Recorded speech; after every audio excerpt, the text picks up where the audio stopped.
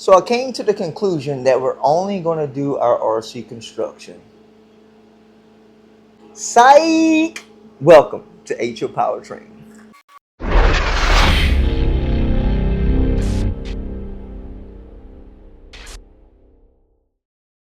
Today's just going to be a normal video of talking about track work, feeder wires that I want to address because we had some comments about that. Trying to figure out why we don't have any expansion with soldered track, just a whole bunch of other sorts, and showing you guys everything that I got done here, how I got the layout up and running through blocks, and trying to connect all this to see how this works and why it's working so well. So let's put this train on and we'll talk about it. Whew.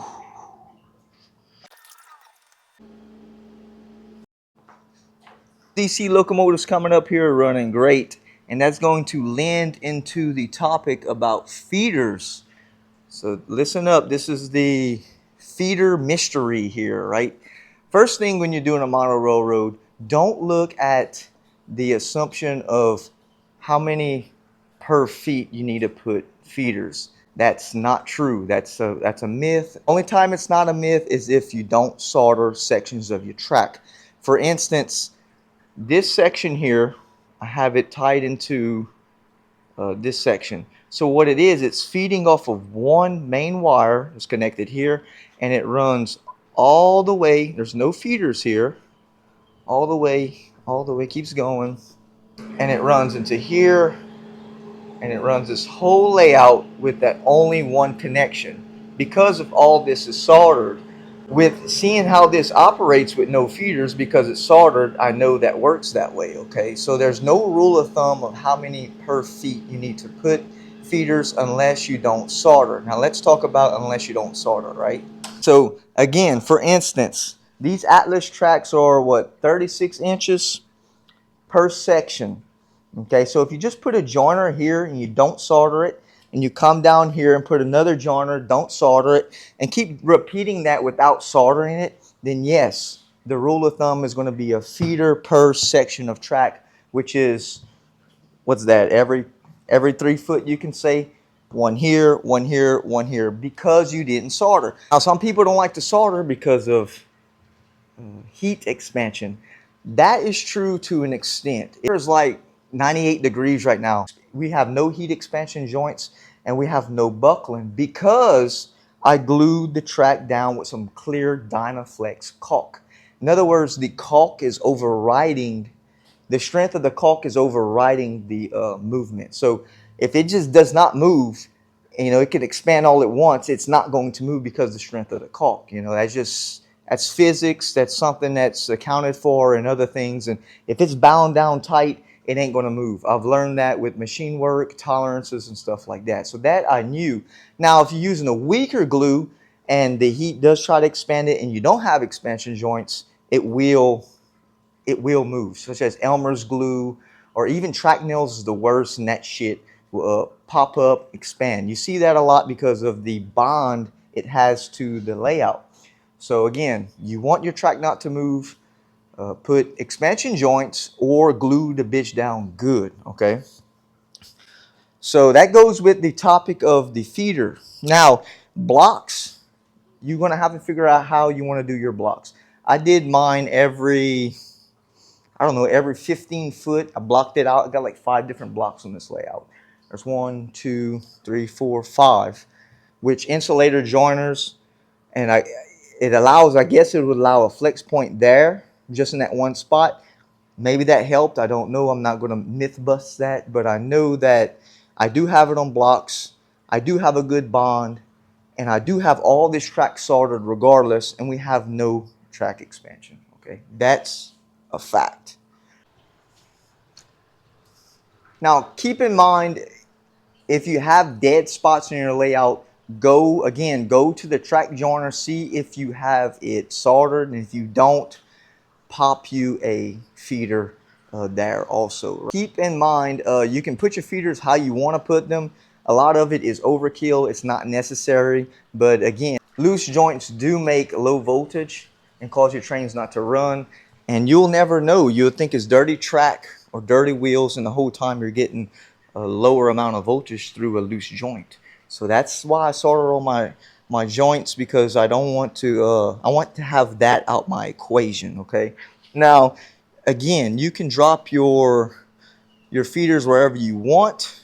If you think you're losing power somewhere, it's nothing to drill through the table, put your two coming up to your rails, solder them to it, put into your bus line under the table, and you're good to go. That way you'll know you have constant power, you see. But again, there's no rule of thumb on how many feet you put, how far spaced you put. The only rule of thumb is if you don't solder, then you have to put it in every section, okay? Let's take you to a block real quick. So we have a block that starts right up under that overpass, and it loops around on this outer line here, and we're going to find the block. And as you can see, this track is just like the day I laid it since day one. 100 degrees in here, we have no track expansion. So there you go, there's a block here. Okay, so that little bit could be acting as an expansion joint, and it's expanding back and forth.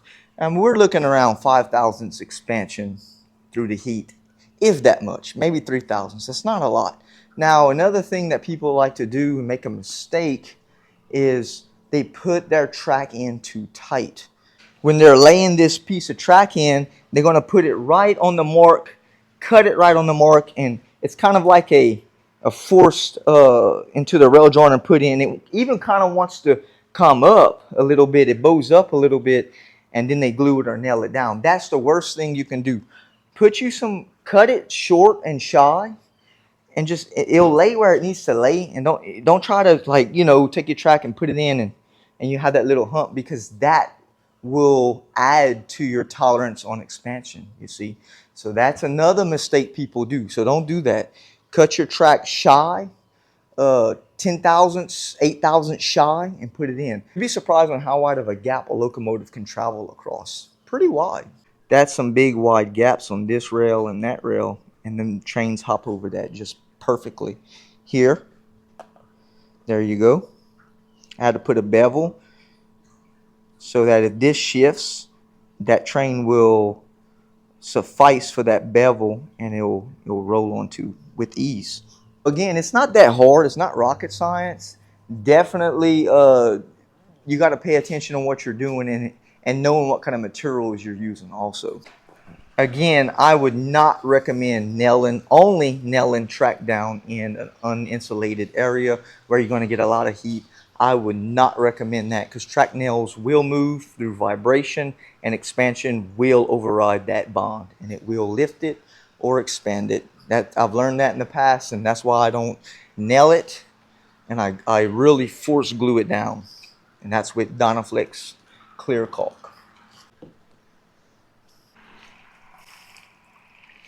People might say, well, David, you're nailing it, but you're going to come back with your ballast and you're going to glue it 50-50. Well, eventually, most people, you will come back with ballast eventually. But let's look at the fact, if you're nailing it and the next day you put your ballast, right? You're only gluing it down with 50-50 diluted glue. So you're weakened up the glue, the Elmer's glue, already by 50%.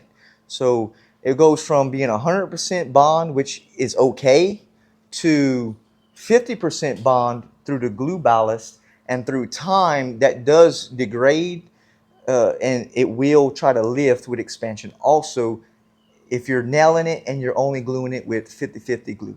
I have some sections here that I've seen that happen to, and I got to go back and re-glue it. There's not much holding this section in. You can see it when I move it. It's kind of eroded under here.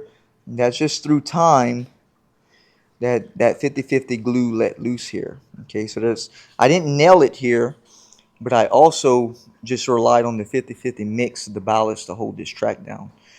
There's no nails in it, and there's no silicone here. It's only ballast and glue, okay? Another thing is powered frogs. None of my frogs on my layout is powered. I have the option to power them, but at this moment, I don't need to be powered. Now, people wonder why you need power frogs. Well, Power frogs are for your short wheelbase locomotives. So if you have like a number 8, a number 10 switch with a big frog, that little 4-axle com on there, and if it's not powered, it will die. Okay, most of the time it will die, because especially if you're switching and you want to go real slow and creeping, and you hit that long ass unnecessary frog. The big frogs are unnecessary for me on my layout, but you hit it, you're gonna have all kind of frustrations because the train will sputter, stop, and you're not gonna enjoy your session of your switching. So what I do is I keep my switches to number 6s. The frogs are small, they're not powered, and those 6-axle locomotives come right over it, no problems. And I mean, I'm trying to figure out where the problems are lying at, but no problems. That's a metal frog. And if you look closely here, there's a little hole where I could power this. But again, it has not showed its ugly face for me to power it, so why power it, right? On that note, I do use Atlas number 6s again. People tend to think that they break at these little swivel points here. But as you can see the movement, check that out. There's hardly any movement at that pivot point. And the only way I see that breaking is if you accidentally glue your points and you start trying to unglue them and really prying on them, or you twisting your turnouts, putting them in, forcing things in. That's the only reason I can see you breaking that little pivot point. As far as a prototypical, I'm not even worried about that because you don't even see it. So still trying to figure out what people are talking about with that small little pivot there. Now, I do have 2 crappy Pico switches here that are, the rails are just thin. You can see the difference. This is in fact, I'll measure it and show you how thin a Pico switch is compared to Atlas rails. Let me show you. Measure the width of it. It's registering around 705 thousandths of an inch right there, okay? Now let's measure Atlas. So there you go. 825 thousandths. So you're looking quite a bit of a difference on the beefiness of your rails. So because these little rails are so thin, if you look at a Pico switch, they're thin. It has more capabilities of shifting and moving over time with the expansion and everything else. And those little thin rails are just, they're almost like electrical wire compared to these Atlas track. So because of that issue, I'm having problems derailing every once in a while with my Pico switches. And the only good thing I see about Pico is the lock in place. But if you put motor turnouts on here, you have to undo the lock in place. As far as power routing on these, I have no need for power routing. And I just, these switches have to go, okay? Atlas all the way, and because of the robustness and the power all the way through Atlas switches are just awesome compared to this crap. So getting you up close here, you can see the difference, how big your rail is here, and you go right into that Pico. See how small it is? You can see it on that. Look at that difference. 100 and something thousand smaller. Again, rule of thumb, always keep track clean and always keep your locomotive wheels clean. If you feel like you need to do it, do it. That's a rule of thumb, because that's just something that has to constantly happen on your layout. You can't get around it. Dust, dirty wheels, that's just the nature of life, and you got to constantly be cleaning.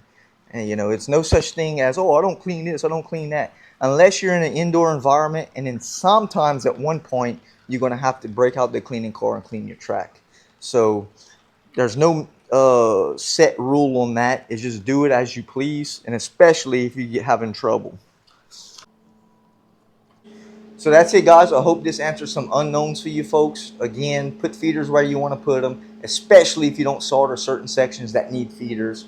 And knowing over the years I've been doing this with the heat out there and the controlled environment in here, it's not that much of a difference that I see as far as track expansion.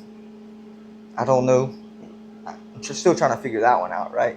But yeah, that's the way it is, guys. It works, it runs, and we keep on rolling. So with that said, please like and subscribe, and I'll catch you on the next one.